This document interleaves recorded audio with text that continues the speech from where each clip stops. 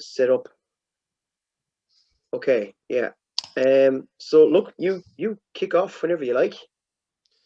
Okay, Moria Vacarja agus forgate fáilte chuig an lecht Lína Sá fui sos coga igdura cogana sersha. Ladies and gentlemen, thank you very much for joining me for this lecture about the truce which ended the War of Independence, which has been sponsored and put together by the Kildare Commemorations Committee and Kildare County Council.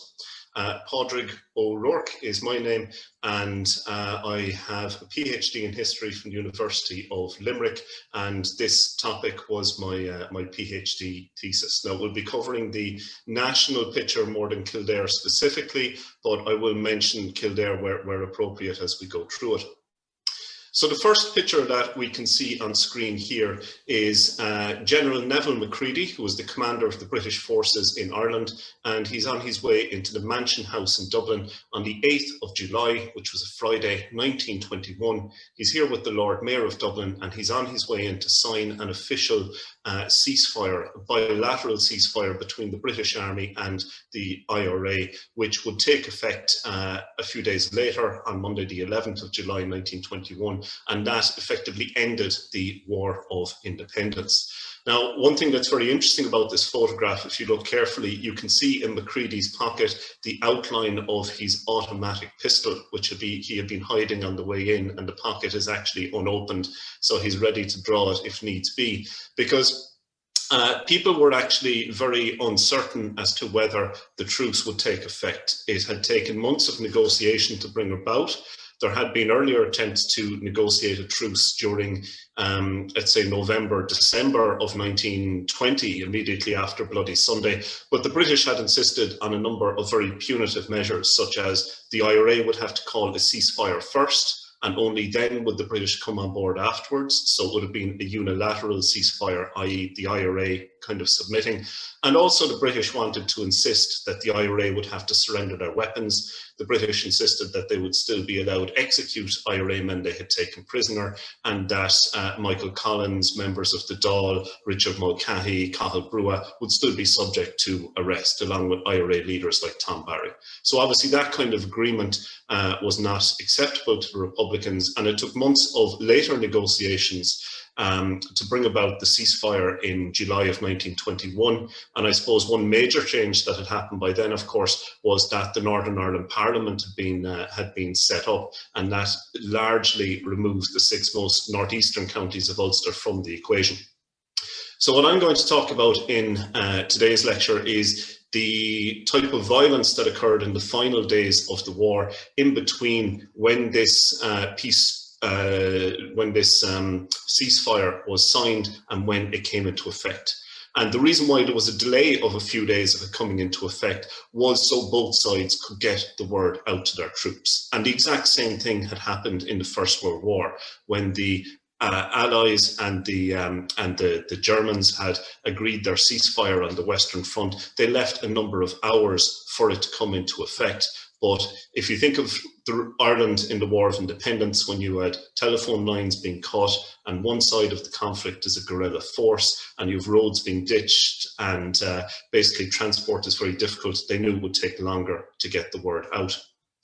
So this slide we see here is officially the IRA ceasefire notification. The truce was agreed on the 8th of July, as I said, at 8 p.m. in the evening, and immediately Richard Mulcahy rushed out 30 or 40 copies of this to be sent all over the country, and they again were copied initially, and the idea was that each IRA unit would get one of these.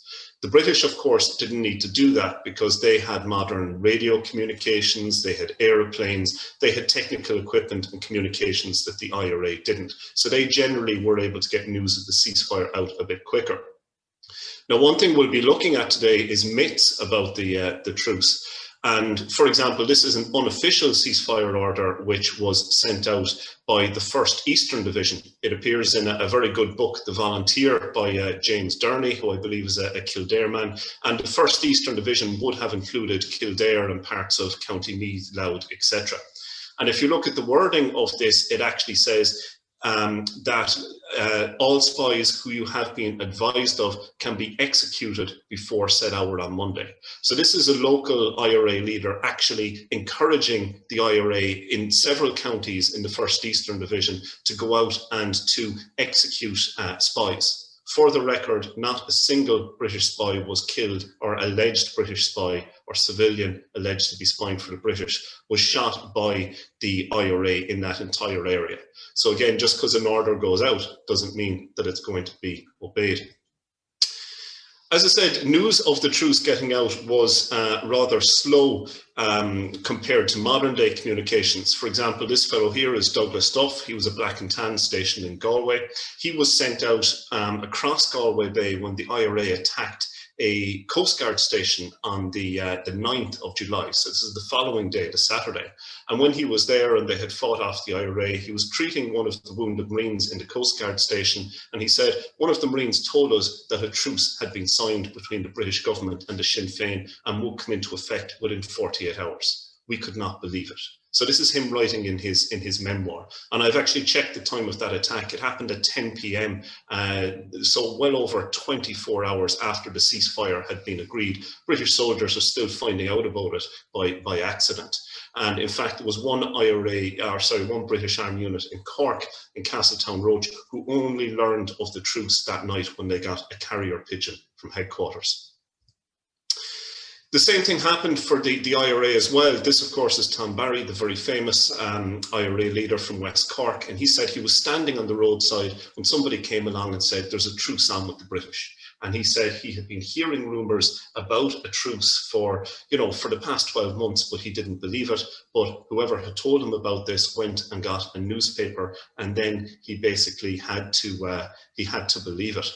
And usually IRA leaders often learned about the truce from newspapers as commonly as they did from the official dispatch or unofficial ones that had been sent out. And some IRA units, again, because of the poor communication, only learned about the truce, at 1 a.m. in the morning. For example, a unit in Kilkenny learned about the truce, and other groups learned, 7 a.m. on the morning it was due to take effect, just a few hours beforehand. Now, in that time frame between the ceasefire being agreed and the ceasefire coming into effect on the Monday, 61 people were killed all over Ireland, including 12 British soldiers, so you can see named here, 4 members of the Royal Irish Constabulary, including Black and Tans, because even though we often tend to think of them as different, the Hammer Greenwood, who was the Chief Secretary for Ireland, said, in effect, the Black and Tans are part of the RIC. They are not a separate force, so they're listed here. You had 8 Republican combatants who were killed, most of them in ambushes, one taken out and assassinated by the British, and one of them was an accidental death of a woman in Dublin called Margaret Keogh, and she was the only Cumann woman killed in the entire War of Independence, 1919 to 1921. You had 6 civilians alleged to be British spies who were shot by the IRA in the period between the ceasefire being agreed and it taking effect the following Monday.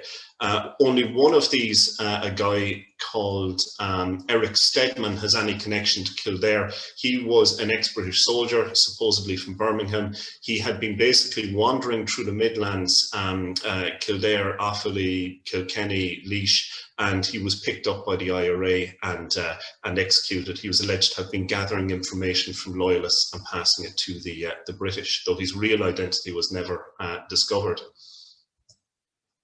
And you also have, of course, in any war, civilian fatalities, what would be called collateral damage today. This is a plaque to one of them, John Foley in Cork, and 9 civilian fatalities occurred outside of Belfast. We'll come to Belfast shortly, because that's an important part of the story. Belfast's Bloody Sunday. This rarely appears in Southern history books, but in the last 24 hours before the truce, there was an IRA ambush, and it sparked off basically 2 days of rioting, during which 22 people were killed. One RIC constable whose shooting was one of the things which sparked the ambush, 20 civilians and one IRA volunteer. The only Kildare person who was killed over those days, or a person with a connection to Kildare, was John Rossiter. Rossiter was from Wicklow originally. He was a groomsman for J.J. Parkinson at the Curragh, and he was actually on a train leaving Dublin at about 1 o'clock that afternoon. So this was, 7 hours before the ceasefire was announced, so nobody knew it was happening yet. But there were British soldiers on the train headed for the Curragh as well, and the IRA attacked it with Thompson machine guns, and Rossiter lost a leg, which I think was amputated, and died shortly after that. So as I said, there's a lot of myths have grown up about the truce weekend and the killings that occurred.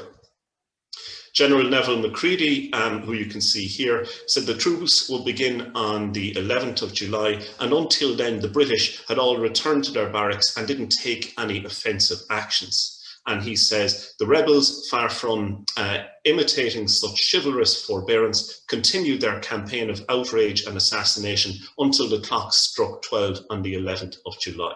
So basically he's saying the British learned about the ceasefire, we went back to our barracks, didn't kill anyone, and all the violence was the Republicans' fault. So this is kind of the beginning of this myth that the IRA are in a bloodlust. But if we actually look at the numbers killed, and again, this is from my research, 61 people killed. The IRA do indeed kill 25 of them nationwide, but the British forces also killed 19 nationwide, and that's including British Army, RIC, Ulster, Special Constabulary. Belfast Loyalists kill 9, and Belfast Nationalists kill 6, and a lot of those is kind of complex. In Belfast wouldn't necessarily be supporters of Sinn Féin, would be supporters of the old Home Rule Party. So if you look at the pie chart, you have the light green and the dark green. Nationalists and Republicans are responsible for a lot of killings as well, but so are the British and the Loyalists, the people loyal to the Crown. So it's not as straightforward by any means, or as one-sided the killing as General Mccready made out. Owen O'Duffy, pictured here, the fascist leader and the founding father of the Fine Gael party, said that, quote, Kerry's entire record in the black and tan struggle consisted in shooting an unfortunate British soldier on the day of the truce. Hearing such people shout up the Republic would make a dog sick. Now, the context of this is, of course, that Kerry is very strongly pro-treaty or anti-treaty during the Civil War, while O'Duffy takes the pro-treaty side. And when O'Duffy later goes to a blue shirt rally a decade later in, I think it was Tralee or Killarney, basically the blue shirts were beaten off the street by the IRA and Republicans. And he's basically claiming that they were Truciliers, that these people had done nothing in the War of Independence but shoot an unfortunate soldier on the morning of the truce. So a lot of the myth about the truce comes from later Civil War propaganda. And if we look just for Kerry's record, Kerry had the 5th highest number of fatalities per head of population in the Irish War of Independence. So it's up there along with counties like Clare, Tipperary, Limerick, Dublin, Cork, that we would consider the most active in the country. And if we compare that, let's say, to Kildare, Kildare will be the 17th most active county, much further down the list. And there had been very large ambushes in Kerry by the IRA during the War of Independence. There was the Headford ambush when 9 British Army and 2 IRA were killed. And also you had the Rathmore ambush when 8 RIC, including Black and Tans, were killed. So myths about the truce killings, as I said, first emerge in both British propaganda from Mccready and British memoirs, but also in pro-treaty or free straight propaganda. And these have consistently turned up in the Irish media, in Irish newspapers in particular, and in some history books without being, without being checked. And this isn't just in popular history books, it's in academic histories as well. You can see here the cartoon. Here he was in 1921 and this man hiding under the bed, and then the treaty came, and then here he is in 1922 in the Civil War, and he's out shouting up the Republic. This is the same thing that Owen O'Duffy had been saying in the 30s.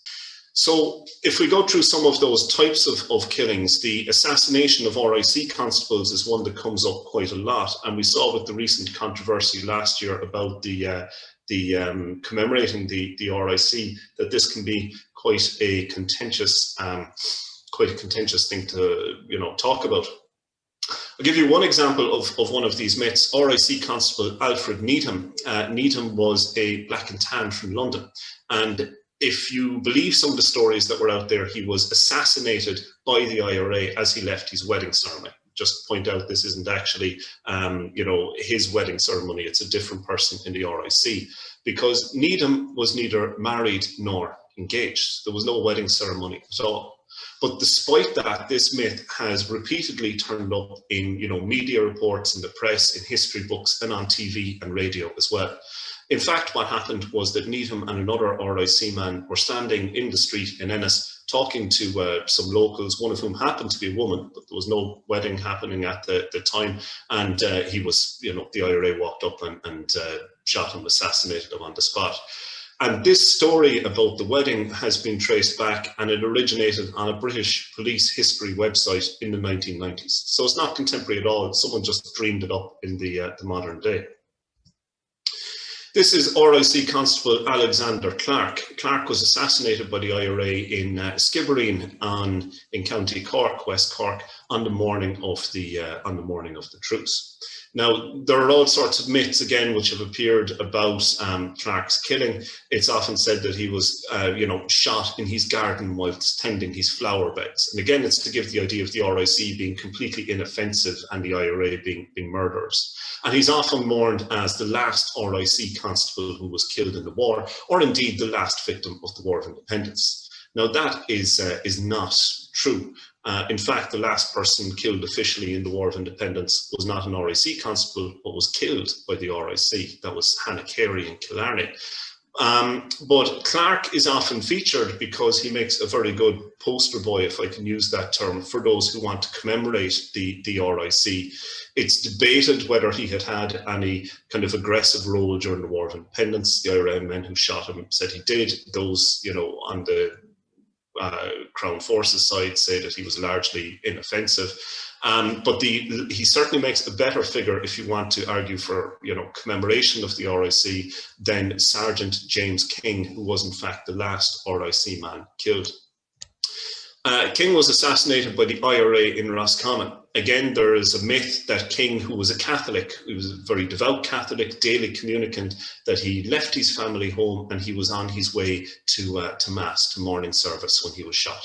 In fact, he was on his way to the RIC barracks. And King it's very hard to be sympathetic to King because the local IRA, claimed that he led the Castlereagh murder gang. So it was not uncommon during the War of Independence for RIC men to act as vigilantes, take the law into their own hands. Famous case of this, of course, would be Thomas McCurtain in Cork, when they would simply break into someone's house because they were Republican, Sinn Féin, or trade unionist, Irish language activist, and assassinate them in their home.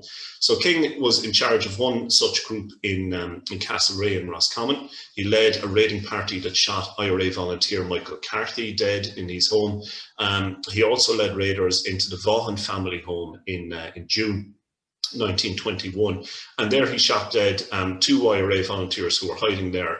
He was involved in their shooting, Ned Shanahan, and the other one was John Vaughan. And then King himself picked up a rifle butt and beat Vaughan's grieving mother. Remember, her son had just been killed, beat her unconscious with it, and before leaving was alleged to have shot dead the family dog.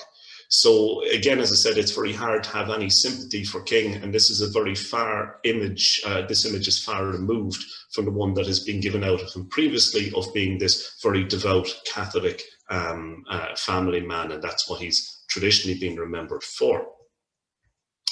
So if we look at some of the killings of the British Army at the time, the Ellis Quarry killings, for example, you might have seen this image before. It's of 4 British soldiers who were captured by the IRA in Cork City on the night before the ceasefire came into effect.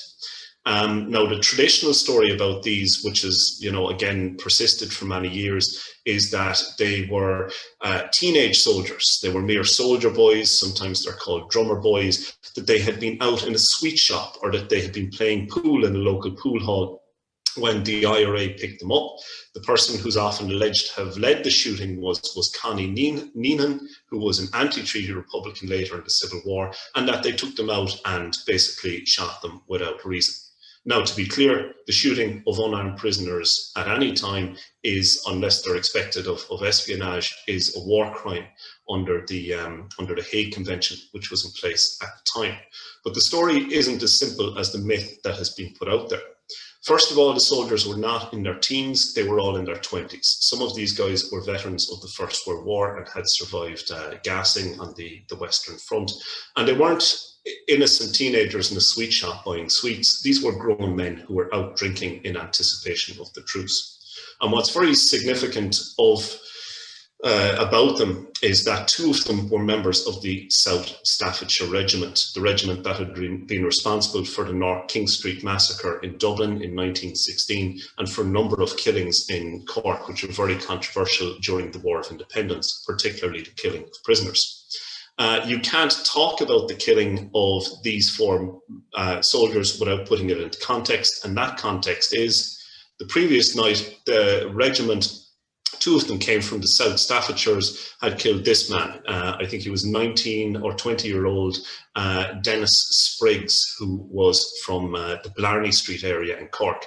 And he was at his home when he was arrested by these soldiers, was taken a short distance away and was shot dead, allegedly, while trying to escape.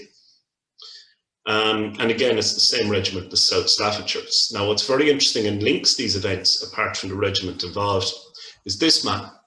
Even though, as I said, Connie Neenan, an anti-treaty Republican, was later blamed for the killings, particularly by local pro-treaty Catholic priests, the person who had actually been responsible for the shootings at Ellis Quarry was this man, seen here in his Civic Guard, later Garda Síochána uniform, and this was Daniel Halnan. Halnan was a personal friend of Dennis Spriggs. The pair of them were in the same IRA unit. They were also both worked as plasterers and were members of the same plastering trade union. And we actually have the paperwork from Daniel Halnan, filing his report on the capture and the shooting of these British soldiers. So there's no doubt about who was involved. And even though the shooting of these four soldiers was often used as an example of anti-treaty propaganda at the time, Halnan, and it would appear, I think all, or certainly most of those involved in the shooting, had actually taken the pro-treaty side and were kicked out of the IRA in Cork because of it.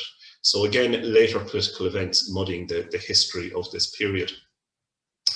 Kilgobnet mine disaster in Waterford is an event that is very seldom mentioned, and it's very significant because it involved 6 people being killed. But Waterford, and in particular West Waterford's place in the War of Independence, is often underestimated. And this is important because you have, it's an example of the British being responsible for killings before the truce came into effect. So this is the spot where it happened. It's a very small roadside memorial, and there was 1 IRA volunteer, Sean Quinn, and 5 civilians killed. What happened, of course, is that the IRA, throughout all parts of Ireland, would have dug trenches across roads to try and slow down or stop British lorries, British soldiers, British bicycles moving around, and would often cut down trees across roads, block them. And then at other times, when they needed these roads open, they would, fill in the trenches, remove the trees. And the British used to booby trap these IRA roadblocks. So, for example, if the IRA had dug a deep trench or a hole in the road, the British would come along, fill it in with stones, but they would add in a few hand grenades or a trap mine. And this is what happened at Kilgobnet. It's near Dungarvan in West Waterford. There was a funeral of a local person taking place, and it appears that the IRA contacted a number of locals. Now, whether they were willing volunteers or forced at the point of a gun, we don't know exactly. They may have been sympathetic, they may not. But what is certain is that 5 civilians, 1 IRA volunteer were lifting the stones out of this trench to reblock the road. They were opening another area for the funeral procession. And when one of the stones was lifted, there was a trap mine underneath it, and it exploded, killing 6 and wounding many others. We actually know as well it was, I think, the Devonshire Regiment were responsible for that trap mine. They wrote it in their regimental history, so they were certainly quite proud of the fact later. The execution of civilians alleged by the IRA to have been British spies is always controversial. As I mentioned at the start, there were 6 of them killed. Now, this is a spy label that was actually pinned to the body of a guy called Alexander Macpherson, who was from a Church of England background. He was an ex-soldier, and he was taken out by the IRA from his home in Bridge Street in Mallow and shot. And this was the label that was pinned to his body when it was left on the roadside. Now, it's very common for people to claim that the IRA were prejudiced against ex-soldiers or against Protestants when they carried out these executions. I challenge those claims in my book, Truce. I don't have the time to go into it here. But what I would say is that in this specific case, Macpherson, it's often alleged that his killing only happened because the IRA knew the troops were coming and it was their chance to settle a score or to get away with murder. But what actually happened is that Macpherson was abducted, I think, the night before, certainly before the truce had been announced, and it was just that his body was found the morning of the day that the truce was later agreed. And that was the Friday morning, and of course wouldn't come into effect for some time.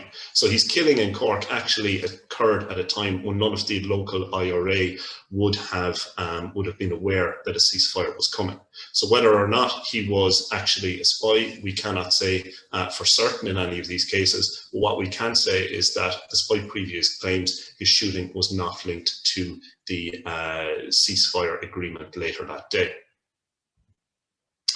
This is one alleged British spy who certainly was shot in the full knowledge that the truce was coming. This was Major G.B. O'Connor.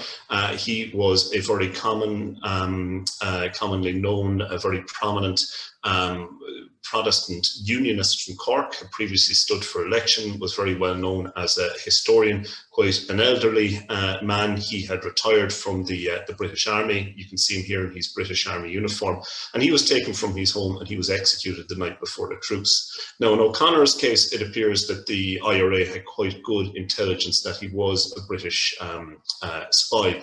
Remember that the IRA had mole inside Victoria Barracks in Cork, so all the intelligence reports that were coming in from informants or spies were actually going through the hands of this IRA supporter, Josephine Brown, in the barracks, and she was copying them and sending them out. Of course, she later married Florrie O'Donoghue, a very famous Cork IRA leader.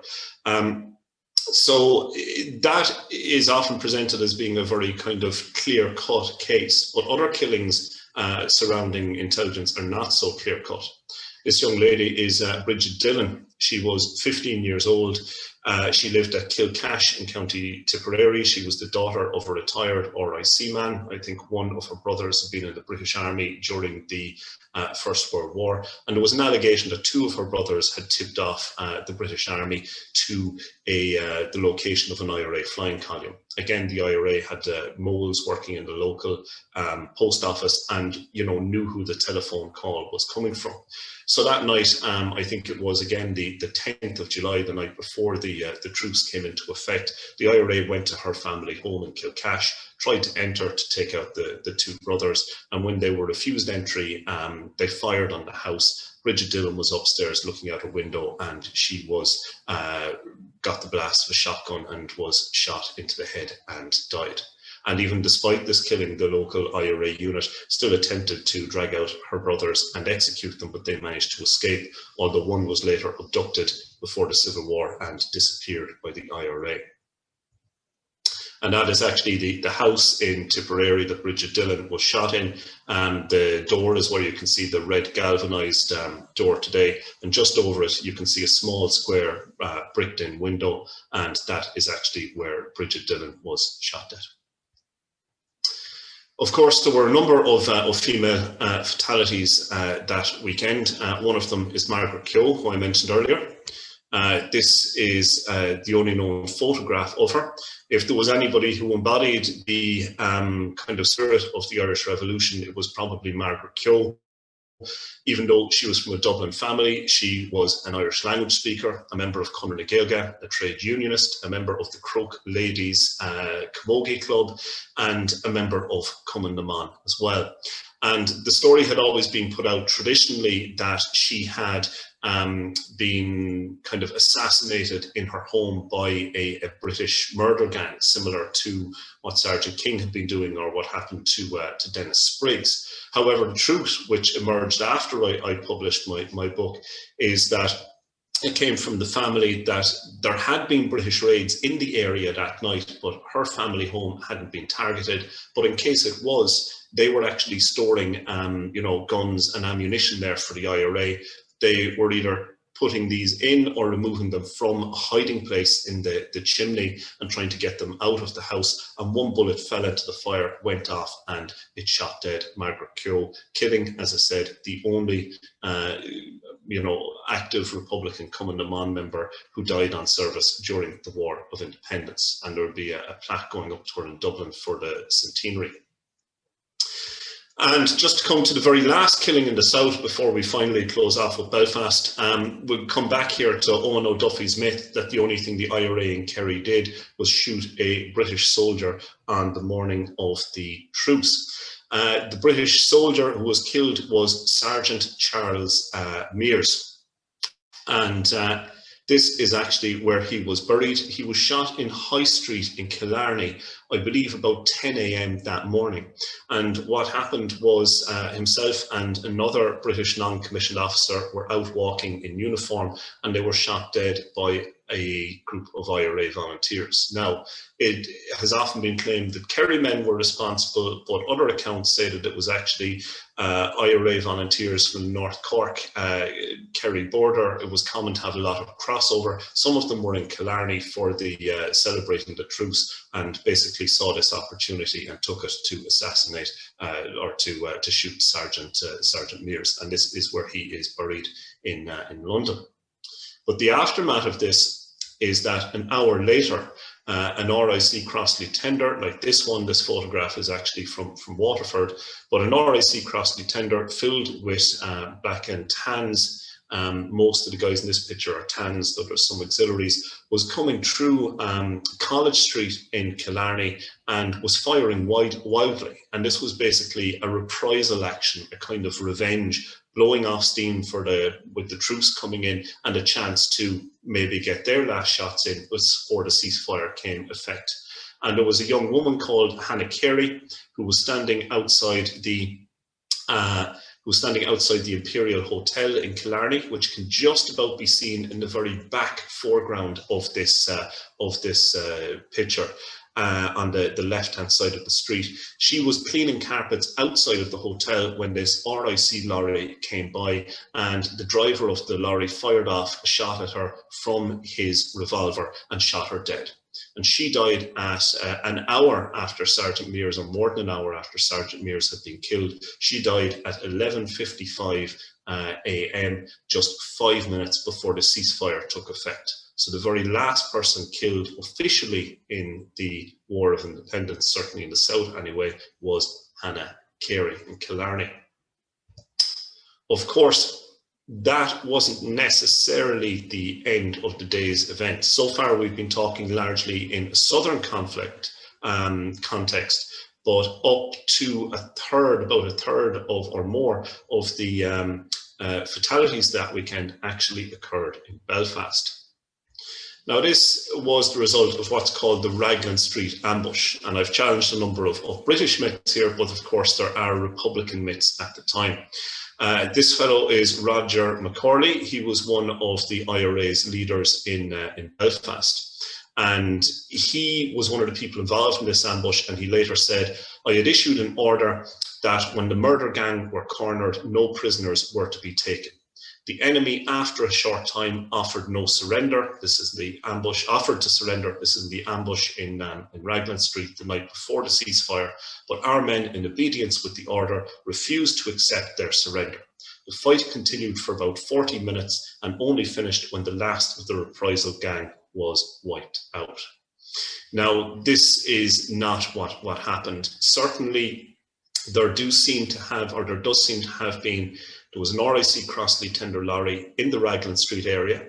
They were probably on their way to the home of an IRA intelligence officer who lived there, probably with the intention again of taking him out and assassinating him, although not all of the members of the lorry, as we'll see, were part of the murder gang, Nixon's murder gang, it was called, the local unit.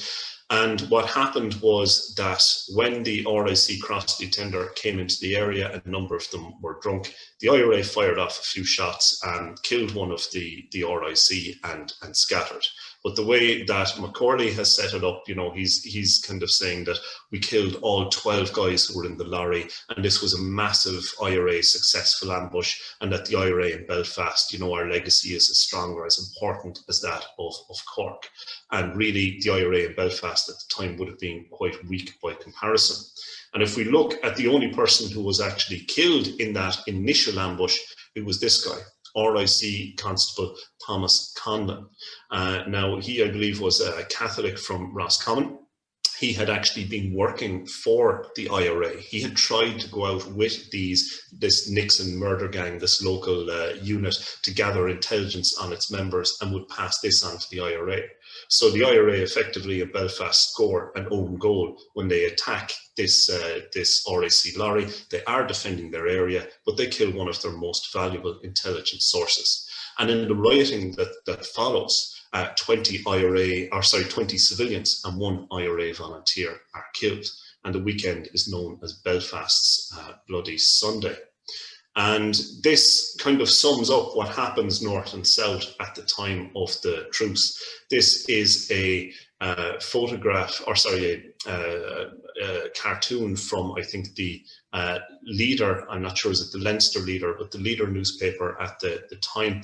And it says Southern Truce and Northern Truculence. So the idea is in the south, peace came into effect, but in the north, you know, from 12 noon on Monday, but in the north there was only a temporary lull in the rioting around 12 noon, and then it kicked off again that afternoon and kept going for some time.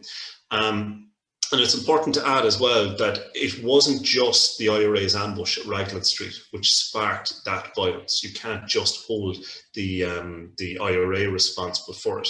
The group of RIC who were ambushed appeared to have been going out to exact revenge because one of their number who had died in an ambush a few days previously, or who'd been wounded in an ambush a few days previously, had just died. You also had traditional tensions in Belfast with the 12th of July coming up, and particularly it had been quite violent in previous years. And also there was a lot of genuine anger by the unionist community in the north, many of whom were armed members of the B Specials, that the British had signed a ceasefire agreement with the IRA, and these unionists felt that they were being sold out.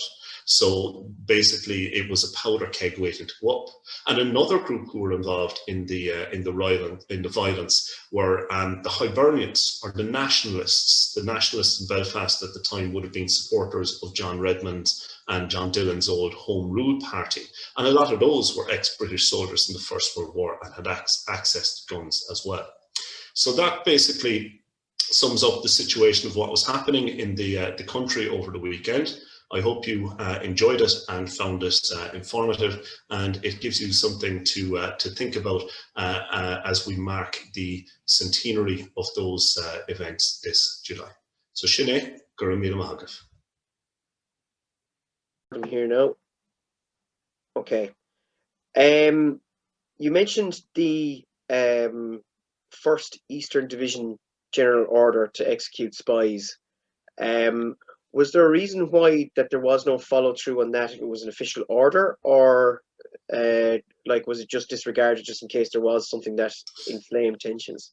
There hadn't been that many spies shot in the 1st Eastern Division area to begin with. There had been, I think, about 4 or 5 spies shot in County Meath, but generally they had been targeting people who they had been after for a long time and that they had quite good intelligence on.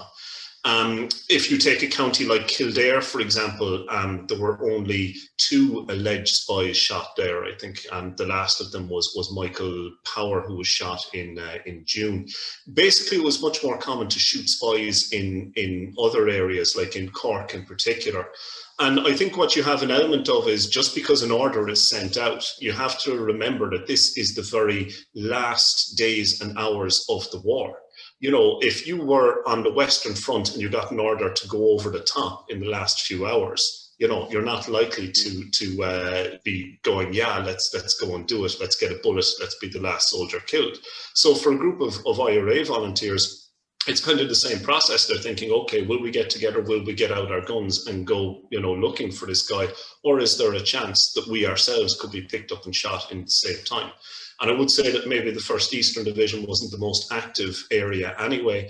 And while the commanding officer who sent out that order may have been gung-ho for action in the last few, you know, days, hours, minutes, he himself wasn't going to be the person taking the risks. But certainly, and I looked at this for my PhD, and I have found no evidence of any alleged spies or informers being killed by the IRA in the counties that formed the 1st Eastern Division. So don't believe everything that you read.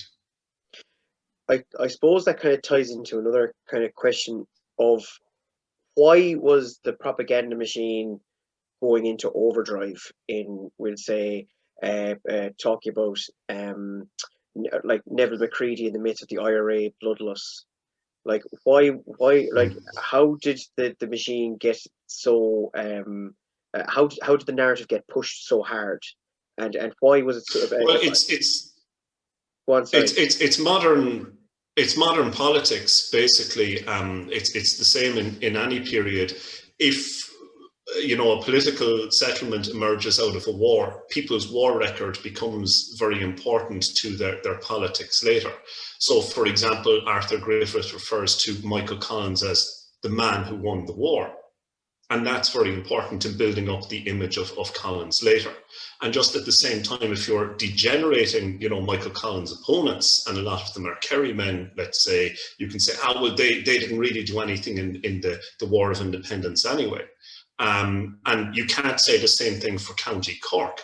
But what you can say, and again, this appears in the writings of, you know, Free State writers like P.S. O'Hegarty, you can say that, oh, well, the killings in Cork, look at what they did to, look at the people they shot, you know, look at all the spies they shot, look at, you know, the poor British soldiers who weren't defensive, you know, and you can, you know, use propaganda in other ways there. From the British point of view, it was very embarrassing to them that they had been forced into giving a formal ceasefire to the IRA. Like Lloyd George said that you don't declare war on rebels, and all throughout the conflict said that, you know, Sinn Féin are a murder gang, they're not an army, and, you know, we will never deal with them. We will put down this breakdown in law and order in Ireland. But of course, what happens is he ends up signing, or not himself, but his army, the British Army, ends up signing a formal military ceasefire with the IRA, which is registered with the League of Nations. And even Mccready in his memoirs later says, oh, it was supposed to be a cessation of hostilities. We were never calling it an armistice. It was never formal. But if you look at things like the British Weekly Summary, which was an intelligence report, it reprints the text of what is agreed. And it says, on behalf of, you know, His Majesty's forces, it is agreed. On behalf of the Irish Army, it is agreed. So the fact that the British have gone from calling the IRA a murder gang to recognising them as a legitimate army, that's a big thing. And in later years, they tried to rewrite that history. So that's what's happening in terms of the British attitude to it. And again, the local attitude in Ireland, you know, a lot of it is just, it's the Civil War politics interfering on the War of Independence record. And of course, a lot of these then are people who sometimes have a modern political agenda, and for whatever purpose it seeks them to try and degenerate the war record of the IRA during the War of Independence. So why not make up something about, sure, the IRA didn't really fight, they just pulled guys out of their wedding and shot them dead. You see, I think that may be something that, like, the mistruths kind of weave into, like, local narratives, because they preyed upon what would probably be Civil War era Yeah. Skirmishes between locals, So I think it probably perpetuated that way as well. But I suppose you mentioned it there, but was there a general feeling of relief on both sides in general? Or like you mentioned how the top brass of the British government did not want to be seen to be making a truce. But like, what about the men on the ground there? Like, were they relieved to be coming to a truce with It, the IRA? it, it depends. And again, it's often coloured by whether they're happy with the political settlement that comes. But what I would say is that all the way through for the previous 10 months, the British generals had been saying, to the British politicians, just give us another month, and we'll defeat the IRA. Give us more martial law powers, give us more men. And this, of course, just wears on and on and on. And every month that it's being said, it seems less relevant. And in the end, the British themselves kind of come to realise that, look, we're not going to win this. The northeastern, as far as they're concerned, the northeastern problem with Ulster is settled. We have a Stormont Parliament set up. Let's enter some kind of negotiations, because they realise that they aren't going to drive the IRA into the sea. As one of them says, that if we had the methods of Cromwell, if we had done what the Germans had done, and again that itself is coloured by propaganda, he said we would be able to wipe it out for a time, but they just hide their guns and they come back and it would simmer up again. So that's a recognition later that they couldn't have achieved all they wanted. The other thing is that from the Republican point of view, it was very mixed in different parts of the country.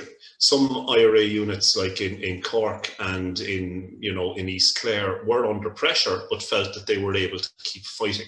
And then you have other IRA units like West Waterford, which had traditionally been quiet and are just really starting to ramp up and come into their own in the last months of the war. And, but in Dublin, it's a very different picture. And what's happened with the IRA in Dublin is, after the burning of the Customs House, they're very short of arms and ammunition, in fact, desperately short.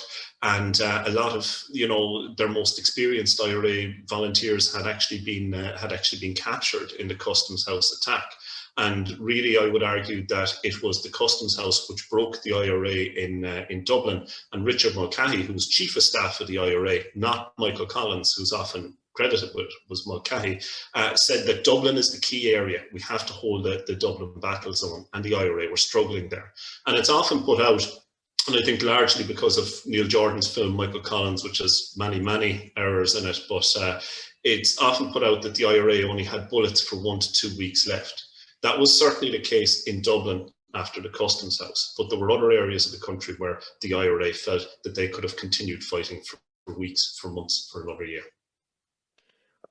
I suppose the sense of a dragged-on war was something that probably neither side wanted, but who do you think the truce benefited the most?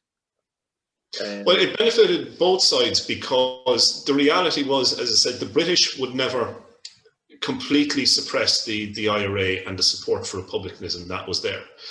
But the Republicans, while they had forced the British out of a lot of towns and villages and rural areas, they were never going to capture the big cities and hold them and drive the British completely. They wasn't going to be like the last days of Saigon and pushing helicopters into the sea. You weren't going to see the IRA pushing British tanks into Dublin Harbour. That just wasn't going to happen. Plus, you also had a very strong Unionist loyalist resistance in the north. So really, it suited both sides to have a military cessation, and it saved Britain's political reputation because they were front page news for the wrong reason all over the world. Like events like the execution of Kevin Barry, the Customs House, the hunger strike of Terence McSweeney, all these things were really bad press for the British, and were getting them into trouble with their wartime allies, the Americans, the French, the Commonwealth, the Empire. So it was a big boost to them, as well as that the war had become unpopular in Britain. So for those reasons, it was considered important for the British. But the Republicans really were the initial winners, in that finally the rebel parliament, De Valera, and the rebel army had gotten a form of formal recognition. And once the British had agreed to even enter negotiations and sign a ceasefire with them, it was obvious there was some form of political settlement going to come from it, even if that settlement did prove very divisive in Ireland itself. Once the British could argue the Irish question has been answered, they were relatively happy with that, most of them. One of the final points that you touched on was the Raglan Street ambush. One death, and that one death turned out to be an IRA asset. How could something like that get spun? How could that get spun as a positive story? It wouldn't be unusual, you know, you have this one death in the Raglan Street ambush, and, you know, the IRA later tries to spin it into a victory. But it wouldn't be the first or the last time that, you know, you have an army which essentially has a bit of a disaster, and they manage to spin it for propaganda reasons. I'm thinking of things like Rourke's Drift, or the charge of the Light Brigade. The aim of the operation had been to defend the Raglan Street area from this gang, which was clearly intent on coming in and, you know, terrorising the locals and taking one of them out, for at least one of them out for assassination. But in that successful defence, they ended up scoring an own goal. So certainly it's mixed from a military value that way, but the idea of playing it up into this massive success, that's just done purely for propaganda in later years. And it's Roddy McCorley and it's the Belfast IRA, you know, trying to, you know, be revisionist about their own war record. And in fairness to McCorley and Montgomery, you know, the IRA did not have as much support in Belfast as militant republicanism would have had in later decades. At the time, there was still a very strong home rule faction amongst the Catholic community. And really, McCorley was fighting armed unionists on the streets during rioting. They were trying to protect areas from sectarian attack. They were also fighting street battles with the Hibernians, you know, as I said, John Devlin, John Redmond's supporters who were armed and who were involved in killings as well. And they were fighting the British Army, the RIC and the B Specials. So you had a small group of men who were doing a lot. And if they had stuck to that story, it would have probably made a better, more accurate war record rather than trying to exaggerate it. But it's worth noting that pretty much most sides in the war exaggerated. Like the British talk about fighting off hundreds and thousands of IRA guys at ambushes. There was never more than 100 guys mobilised for any IRA ambush. Tom Barry talks about fighting off, you know, I think it's, you know, something crazy like 2,000 guys at Crossbarry. You know, there was about 500 British against them, and he, you know, there's talk of, you know, there was 38 British soldiers killed. In fact, there was, you know, just about a dozen killed. So it's not uncommon that people in later years tend to exaggerate their war records. How did the Condon family feel about that? Like, you know, or do you know? Have you found? I don't know. I've never had any contact with them, and my basis for the information about that is one of the IRA volunteers in Belfast just commented that, you know, Condon was a loss because he used to warn us on raids. And another guy commented that, another IRA veteran commented that, you know, it wasn't uncommon for RIC men who were sympathetic with us to try and fall in with the murder gang, as they called them, to try and get the information. So that's where I'm getting the information about Condon's activities, but I've never had any contact with his family itself. But obviously open to contact if they want to contact me. Well, I was going to make reference to your sources and things that you were using. So how valuable did you find the, we'll say, witness statements, or what other kind of like primary sources you were using to kind of, not only for your PhD, but for your book? Well, you know, you have some, I know there's a new book on, which I'm reading at the moment, on Kildare, published by Four Courts Press as part of their series, which is very good. Obviously, James Durney has done a lot of research on Kildare as well. If people are examining the history, really the newspapers at the time are very valuable. They weren't under quite a strict censorship as we tend to assume. The Bureau of Military History, free online, has a lot of first-hand and great accounts from IRA veterans, but again, treat these with care. There's a lot of exaggeration, self-aggrandizement Civil War politics. You also have the Ernie O'Malley notebooks for Kildare, which I don't think have ever been published, and you've Ernie O'Malley interviewing IRA veterans from the time, and often Free State veterans as well, and people who are connected to famous figures. But O'Malley's handwriting is so bad that the process of transcribing and publishing them has been very slow. Some counties have been done, but I don't think Kildare has yet. You also have, of course, find out what British regiments were in Kildare. And basically, a lot of their regimental histories will actually give accounts of their time in Ireland. Not all of them, because they don't want to mention the war, if we put it that way. But what I found as well is that British military museums in the days before COVID, when we could just hop on a flight and go over there, you could find some really fantastic stuff, papers, photographs that had never been published. And best of all, perhaps, is the records available in Kew in the National Archives in Britain. Most of these are available now on ancestry.co.uk, I think for a fee, but there's some really remarkable details in it.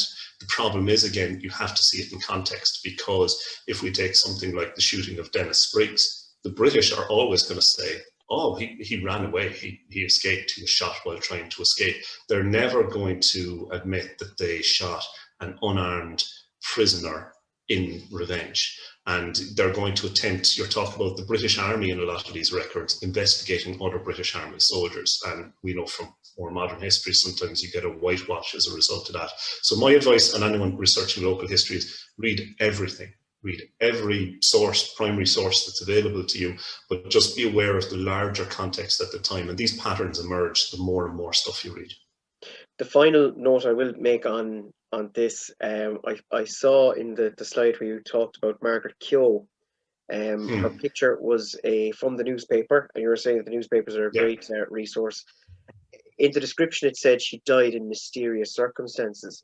It's quite interesting that the newspapers were not willing, as you said, censorship was something, but they were not willing to come down either side in terms of how she died. The story at the time regarding Margaret Keogh, and the reason why it says she dies in mysterious circumstances, is that the British held an inquest, but then refused the press admission to the inquest, which was unusual. Because often the results of the inquest were reported in the paper, because they usually suited the British narrative. And there was a story put out that there had been a knock at the door and a shot had been fired through it when she opened it, and she was wounded, and she described all this before she died. And that was the initial story I went with, because I had found accounts from the same area, Stella Gardens and Ringsend, of British raiding parties being very aggressive and coming in looking for people and threatening people, sticking revolvers right to their heads and in their faces and so on.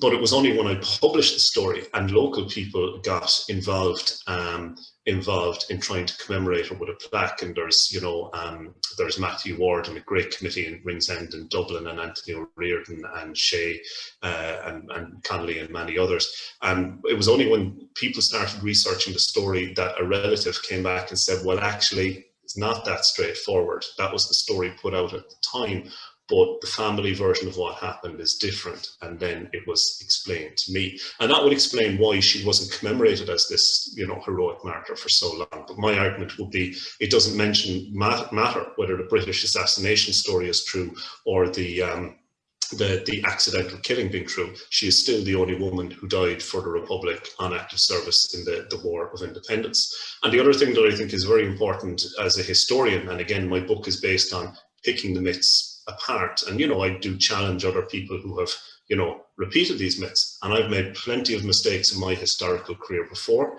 I would regard the Margaret Keogh one as being, I reported it, that was in the paper. I didn't know the full context, the family story. And I just had to come up and put my hands up afterwards and go, I got that wrong. Better evidence has come out. And I'm willing to change the narrative I have written to suit the facts, rather than trying to change the facts to suit the narrative. And I think that's a good note to end on. Well, I think that's another good thing about the commemorations, in that it'll bring out stories from people that maybe have not been heard before. Padraig, do you want to just maybe mention the name of your book, who published it, and where it can be bought? Yeah, so the name of the book is Truce, Murder, Myth and the Last Days of the Irish War of Independence. It's by me, Pádraig Óg Ó Ruairc. It was published by Mercier Press in 2016, and you can get it from mercierpress.ie from their website, or you can get it through ordering it in any local bookshop or Amazon, anywhere online. Pádraig, gur míle maith agad. Thank you very, very much for that now.